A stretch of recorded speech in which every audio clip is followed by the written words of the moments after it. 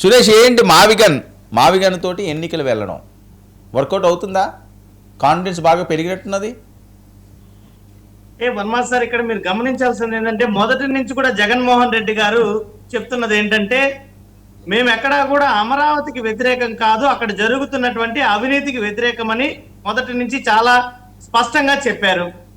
మరోవైపు చూస్తే ఈరోజు అమరావతి రాజధాని నిర్మాణం పేరిట కూటమి ప్రభుత్వం చేస్తున్నటువంటి వేల కోట్ల అవినీతి ఒక్కొక్కటిగా బయటకు వస్తున్నాయి. మీరు చూశారు, అద్దాల ఖర్చుకి 2,500 కోట్లు, ప్లంబింగ్ ఎలక్ట్రికల్ వర్కులకి 2,300 కోట్లు, ఈ రకంగా డిజైన్లకి 100 కోట్లు, అక్కడ ఉన్నటువంటి ముళ్ళకంప చెట్లను తీయడానికి, మురికి నీటిని తీయడానికి వేల కోట్లు ఖర్చు పెడుతూ అవినీతికి తెరలేపింది కూటమి ప్రభుత్వం.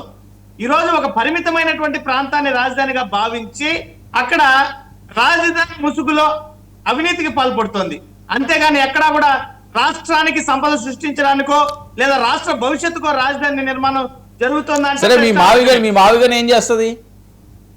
ఒకటి సార్, మావిగన్ ఇప్పుడు మీరు చూశారు, ఇప్పుడు జగన్మోహన్ రెడ్డి గారు తీసుకొచ్చినటువంటి సూచన మావిగన్ లో కానీ మీరు చూసినట్లయితే దాదాపుగా మీరు మచిలీపట్నం, విజయవాడ, గుంటూరు, మంగళగిరి 4 నగరపాలక సంస్థలు ఉన్నాయి. అదేవిధంగా విశాలవంతమైనటువంటి తీర ప్రాంతం ఉంది. రైల్వే జోన్లు 2 ప్రధానమైనటువంటి రైల్వే జోన్లు అందుబాటులో ఉన్నాయి. పోర్ట్ అందుబాటులో ఉంది. అంతర్జాతీయ విమానాశ్రయం అందుబాటులో ఉంది. అదేవిధంగా జాతీయ రహదారితో కూడినటువంటి వెసులుబాటు మనకి అక్కడ ఉంది. సురేష్, ఇది కాదు సురేష్, ఇది 2019 నుంచి 24 లోపు ఈ రకంగానే చేస్తే ఈ పరిస్థితి ఉండకపోనేమో మీకు. ఒకటి సార్, ఆల్రెడీ అభివృద్ధి కార్యక్రమాలు రాష్ట్ర వ్యాప్తంగా జగన్మోహన్ రెడ్డి గారు తీసుకొచ్చినటువంటి విధానం మీరు చూశారు. పోర్టులు కానీ, ఫిషింగ్ హార్బర్లు కానీ, గ్రామ వార్డుల్లో సచివాలయ వ్యవస్థలు కానీ, ఈ అన్ని వర్గాలకు అవసరమైనటువంటి మౌలిక సదుపాయాలతో కూడినటువంటి పాలన జగన్మోహన్ రెడ్డి గారు చేశారు. ఇప్పుడు మేము ప్రశ్నిస్తున్నది ఒకటే, చంద్రబాబు నాయుడు గారు ఏ విధంగా అవినీతికి తెరలేపారు? మీరు చూస్తే కిలోమీటర్కి 180 కోట్లు ఏదైతే సీడ్ యాక్సెస్ రోడ్డు నుంచి వారధి ఫ్లైఓవర్ కనెక్టివిటీ చేయడానికి కిలోమీటర్కి 180 కోట్ల రూపాయలను ఎవరైనా ఖర్చు పెడతారు సార్? సాధారణ కిలోమీటర్కి 53 కోట్ల రూపాయలు సార్. జాతీయ రహదారి వేయడానికి 23 కోట్ల రూపాయలు వ్యయమవుతుంటే చంద్రబాబు నాయుడు గారు ఈ రకంగా 180 కోట్లు, 53 కోట్లు కిలోమీటర్ వ్యయానికి ఖర్చు పెడుతున్నారంటే ఇది ఏ రకమైన ఎంత స్థాయిలో అవినీతి? కాదు సురేష్, అయితే మావిగన్ మీ సక్సెస్ మంత్ర అంతేనా? అదే సార్, మావిగన్ ఏ రకంగా సక్సెస్ అవుతుందో కూడా మేము చెప్తున్నాం కదా. ఇప్పటికిప్పుడు ఈ 2 సంవత్సరాల్లో కూడా కూటమి ప్రభుత్వం రాజధాని నిర్మాణం అంటూ ఎంత శాతాన్ని పూర్తి చేసింది? కనీసం పట్టుబడి ఒక 20% రాజధాని నిర్మాణం పూర్తి చేయగలిగిందా కూటమి ప్రభుత్వం? పైపెచ్చు లక్షల కోట్ల అప్పు, అది రాష్ట్ర వ్యాప్తంగా ప్రజలందరికీ కూడా గుదిబండ కాదా? ఓకే, మరి ఈ రకమైనటువంటి గుదిబండగా ఉన్నటువంటి వ్యవహారాన్ని ప్రజలు హర్షిస్తారా? త్వరితగతిన పాలన లేకుండా ఉండేటువంటి మావిగన్ని ప్రజలు ఇష్టపడతారా? రైట్. ఓకే సురేష్, మరొక విషయం ఏంటి, పవన్ కళ్యాణ్ గారు సోషల్ వార్ ప్రకటించారు. టాస్క్ ఫోర్స్ సిద్ధం అవుతుందట. పోస్టులు ఎవరైనా పిచ్చి పిచ్చిగా పెట్టినా, వెకిలి వేషాలు వేసినా, అసభ్య పదజాలంతో మాట్లాడినా ఈసారి అంత ఈజీగా ఉండదు అని. అది గ్యారంటీగా వైసీపీ వాళ్ళు ఇలా చేస్తుంటారని కదా వాళ్ళు చేస్తున్న ప్రచారం. సార్, ఇప్పటికిప్పుడు మీరు ఈ లైవ్ లింక్ కింద ఓపెన్ చేయండి, జనసేన వాళ్ళు ఎన్ని బూతులు పెడతా ఉంటారో చూడండి. దమ్ముంటుందా పవన్ కళ్యాణ్ గారికి అలాంటి వారి మీద కామెంట్లు పెట్టే, వాళ్ళ మీద కేసులు పెట్టేదానికి? ఏదైనా కూడా పవన్ కళ్యాణ్ గారి వ్యవహార శైలి ఎలా ఉంటుందంటే ఇంకా మనం చెప్తే మళ్ళా దానికి బాధపడతారు. ఆయన అదేదో తెలుగు సామెత ఉంది, నేను అది చెప్పదలుచుకోలేదు. పవన్ కళ్యాణ్ గారి వ్యవహార శైలి పూర్తిగా ఈరోజు చేతగానితనాన్ని రుజువు చేస్తుంది తప్ప మరొకటి కాదు. సార్, ఒకటి సమతుల్యత ఉండాలా, సమానత్వం ఉండాలా, చట్టాలు అందరికీ సమానంగా వర్తించాలా. వైఎస్ఆర్ కాంగ్రెస్ పార్టీ నాయకులకే ఒకలాగా, కూటమి నాయకులకు ఒకలాగా వర్తించేటువంటి వాటిని చట్టాలు అనరు, సమన్యాయం అనరు.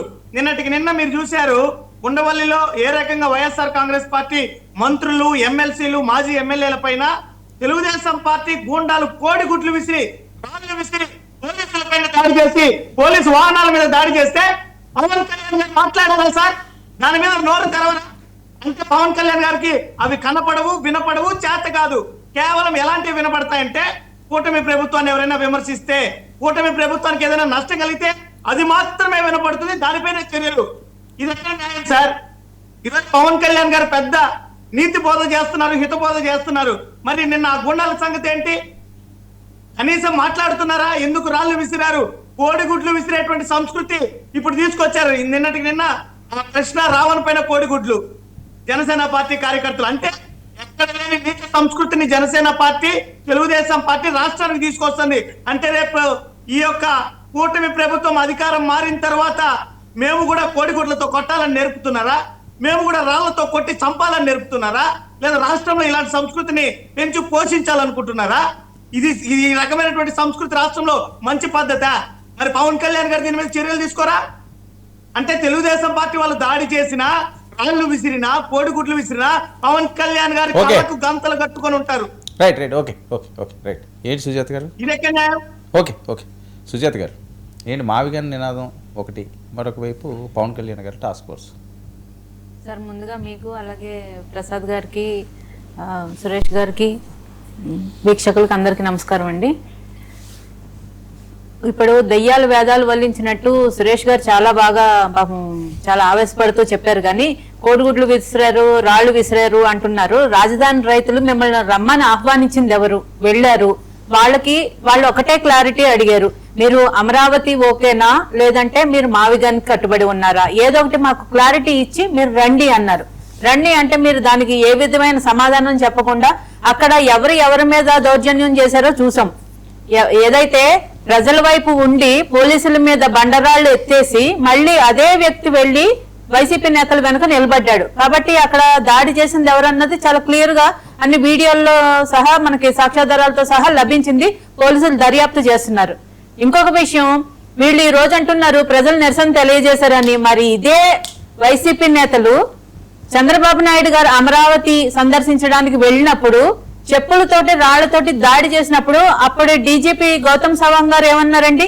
ప్రజలకి మనోభావాలు దెబ్బతిన్నాయి, వాళ్ళు నిరసన తెలియజేసే హక్కు ఉంది, దాన్ని తెలియజేశారు అన్నారు. అంటే మీ పరిపాలనలో ఉన్నప్పుడు ఒకలా మాట్లాడతారు, ఈ కూటమి పరిపాలన ఉన్నప్పుడు మారిపోతాయి ఆ రూల్స్. అంటే రెండు ఒకటి కాదా? మరి మేము అంటున్నారు మీరు దాడి చేసే సంస్కృతి లేదని. ఏదైతే సిద్ధం సభలు పెట్టినప్పుడు పంచింగ్ బ్యాగులు పెట్టి చంద్రబాబు నాయుడు గారిని, పవన్ కళ్యాణ్ గారిని బాక్సింగ్ బ్యాగులు పెట్టి గుద్దించారు, వాళ్ళతో తన్నించారు. అది జగన్మోహన్ రెడ్డి గారు పాల్గొంటున్న సభలో. దానికి మీరు ఏమైనా ఎక్స్ప్లెనేషన్ ఇచ్చారా? అది తప్పని మీ కార్యకర్తలకు ఏమైనా చెప్పారా? ఇంకొకటి, సోషల్ మీడియా విషయంలో అంటున్నారు ఖచ్చితంగా పవన్ కళ్యాణ్ గారు రూల్ అంటే అందరికీ రూలే. ఒకవేళ జనసేన కార్యకర్తలు అటువంటి కామెంట్లో అభ్యంతరకరమైన పోస్టులు పెడితే వాళ్ళ మీద కూడా చర్యలు తీసుకుంటాం. మీకెందుకు భయం?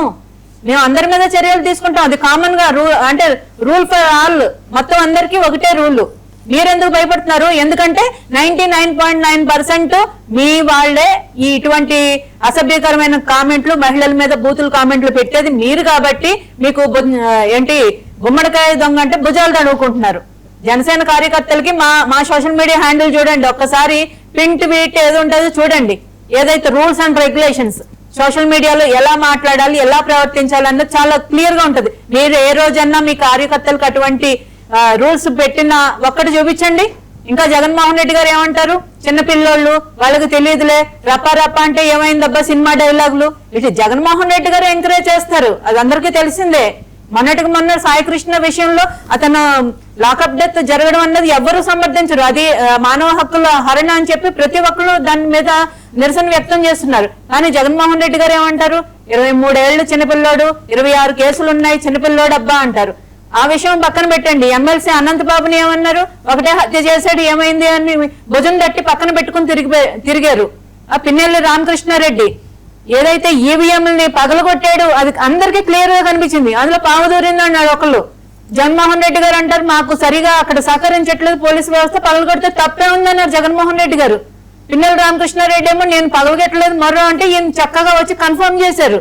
ఇంకా అంతకంటే నేరస్తుల్ని వెనక నుండి వెన్ను తట్టి ప్రోత్సహించే పార్టీ ఎవరున్నారండి? ఆ నాయకులు ఎవరున్నారు? జగన్మోహన్ రెడ్డి గారు చూస్తే మొత్తం అంతా ఇదే కదా కనిపించేది. గంజాయి సరఫరాలో ఉన్న వాళ్ళు ఇంటికెళ్ళి పరామర్శిస్తారు, ఈవీఎంలు పగలగొట్టిన వాళ్ళు జైలుకి వెళ్ళి పరామర్శిస్తారు. జగన్మోహన్ రెడ్డి గారు చేసే పరామర్శలు ఇవే కదా. మీరు పవన్ కళ్యాణ్ గారిని అంటున్నారు కదా, మీరు పవన్ కళ్యాణ్ గారిని అనే ముందు ఒకసారి మీరు ఆత్మవిమర్శ చేసుకోండి. ఇప్పుడు సోషల్ మీడియాలో పెట్టింది చాలా మంచిదైంది. ఎందుకంటే మహిళలుగా మాకు తెలుసు ఎంత బాధపడుతున్నామో, ఎంతమంది ఎన్ని రకాల కామెంట్లు పెడుతుంటారు రోజు. మేము తలదించుకొని అది అన్ని భరిస్తూ, వైసీపీ ప్రభుత్వంలో అయితే మరీ ఘోరంగా కనీసం భయం భక్తి అన్నది ఏమీ లేకుండా చంద్రబాబు నాయుడు గారు అంత పెద్ద వయసున్న వ్యక్తి ఆయన భార్యను పట్టుకుని ఎన్ని మాట్లాడినారండి? పవన్ కళ్యాణ్ గారు భార్యను ఎన్ని మాట్లాడినారండి? బోరుగడ్డ అనిల్ అన్న మాటలు మీరు మర్చిపోయారా? మరి పోసాని కృష్ణమురళి అన్న మాటలు మర్చిపోయారా? మర్చిపోయి ఈ రోజు ఏంటి మాట్లాడుతున్నారు మీరు? వాళ్ళు ఎంత దుర్మార్గంగా కనీసం ఇంట్లో చిన్నపిల్లలు ఆడపిల్లలు అన్న విషయం కూడా చూడకుండా మైనర్ బాలికలను పట్టుకుని ఎన్నెన్ని మాట్లాడినాడండి పోసాని కృష్ణమురళి. మరి ఇలాంటి ఒక దుర్మార్గుల కోసమే కదా కంట్రోల్ చేయడానికే సోషల్ మీడియా ఈ రోజు చర్యలు తీసుకోవడం జరుగుతుంది. పవన్ కళ్యాణ్ గారు ఒక సెట్ ఆఫ్ రూల్స్ అని పెట్టి అందరికీ రూల్స్ వర్తిస్తాయని చెప్పడం జరిగింది. అంతేకాని మా కార్యకర్తలు మేము వెనకేసుకొస్తాం, మిగిలిన వాళ్ళ మీద దాడి చేసేస్తాం, ఇటువంటి సంస్కృతి జనసేనలోనూ లేదు, టీడీపీలోనూ లేదు. మా మీదకి ఎవరైనా వస్తే పవన్ కళ్యాణ్ గారు ప్రతిఘటించి ఒక్కసారి చెప్పు చూపించారని ఇప్పటి వరకు మీరు ప్రతిరోజు గొక్కెట్టి ఏడుస్తున్నారు. పవన్ కళ్యాణ్ గారు అలా అన్నారు ఇలా అన్నారు అంటే ఒక దాడి చేస్తుంటే ప్రతిఘటించడాన్ని ఒకే ఘాటికి కట్టేస్తారు. అంటే మీకు తెలిసి మాట్లాడతారో తెలియక మాట్లాడతారో తెలియదు, కానీ మీరు అన్ని అంటే సమర్థించుకుంటారు మీకు కావాల్సినట్టు. జగన్మోహన్ రెడ్డి గారు రాజధాని విషయంలో రోజుకు ఒక కన్ఫ్యూజన్. ఈ రోజు వచ్చి మావిగన్ అంటారు, మొన్న గెలవంగానే అమరావతి మాకు ఓకే అన్నారు, ఈ రోజు మళ్ళా మావిగన్ అన్నారు. అంటే ఏం చేద్దాం అనుకుంటున్నారు? అమరావతి మీద ఎందుకు మీకు అంత కక్ష? అది మనందరి రాజధాని కదా. ఎవరు ప్రభుత్వాలు అన్నవి మారుతూనే ఉంటాయి, ముఖ్యమంత్రులు మారుతూనే ఉంటారు, కానీ ఒక రాజధాని అంటూ మన రాష్ట్రానికి ఏర్పరచుకోవాలని ఎంతో కష్టపడి కూటమి ప్రభుత్వం ఏదో చేస్తుంది, సరే చేయని అనండి, దానికి సహకరించాల్సింది పోయి మళ్ళా మావిగానే ఏంటి కొత్తది? పోనీ మీరు 3 రాజధానులు అన్నారు, 3 రాజధానులు ఏమైనా ఒకటన్నా కట్టారా? విశాఖకి వెళ్ళిపోతున్నా, సంక్రాంతికి వెళ్ళిపోతున్నా, ఉగాదికి వెళ్ళిపోతున్నా, రోజుకొకటి చెప్పుకుంటూనే వచ్చారు. 5 ఏళ్ల కాలం ఏం చేశారు? ఆల్రెడీ కట్టి కన్స్ట్రక్షన్ లో ఉన్న వాటిని అన్నింటినీ చెడగొట్టారు. పోలవరం ఏమన్నా చేశారా? దాన్ని ఉద్ధరించారంటే అది రివర్స్ టెండరింగ్ చేసి అది చేశారు. మీరు వచ్చిన దగ్గర నుంచి కూల్చడం ఏదైతే ఉందో అభివృద్ధిని వెనక్కి తీసుకెళ్ళడం తప్ప మీరు ముందుకు తీసుకెళ్ళింది ఏముంది? ఒక్క విషయంలో చెప్పండి. సిపిఎస్ విషయంలో అన్నారు, దాన్ని రద్దు చేయడం అన్నారు. మావిగన్ రెఫరెండం తో వెళ్తారట, మావిగన్ నచ్చిన మాకు ఓటేస్తారు లేకపోతే వాళ్ళకి వేసుకుంటే నా ధైర్యం చెప్తున్నాను నేను. సార్ ఎన్నో చెప్పారు సార్, సంపూర్ణ మద్యపాన నిషేధం చేశాకే నెక్స్ట్ ఎలక్షన్స్ కు నేను ఓట్లు అడుగుతా అన్నారు. ఏమైంది సార్? జగన్మోహన్ రెడ్డి గారు రోజుకో మాట రోజుకో యూటర్న్. ఆయన మావిగన్ అని ప్రజల్లో అంటే వైసీపీని ప్రజలు మర్చిపోతున్నారేమో అనే ఒక భయంతో రోజుకొకటి ఏదో ఒకటి క్రియేట్ చేసి లైమ్ లైట్ లోకి రావడానికి తప్ప ఇంకొకటి ఏమీ లేదు. ఎందుకంటే ఎలాగో అసెంబ్లీకి వెళ్ళట్లేదు, ప్రజలు వాళ్ళని పట్టించుకోవట్లేదు, వాళ్ళ కార్యకర్తలు నాయకుల పార్టీని వదిలి చాలా మంది వెళ్ళిపోతున్నారు. కాబట్టి మళ్ళీ గుర్తు చేయాలి, ప్రజల్లో లైమ్ లైట్ లో ఉండాలి అని ఒక ఉద్దేశంతో మాత్రమే మావిగన్ అనే కొత్త కాన్సెప్ట్ తెచ్చారు. కానీ జగన్మోహన్ రెడ్డి గారికి ఏదో రాజధాని కట్టే చిత్తశుద్ధి లేదు, ప్రజల కోసం ఏదైనా చేసే ఉద్దేశం కూడా లేదు.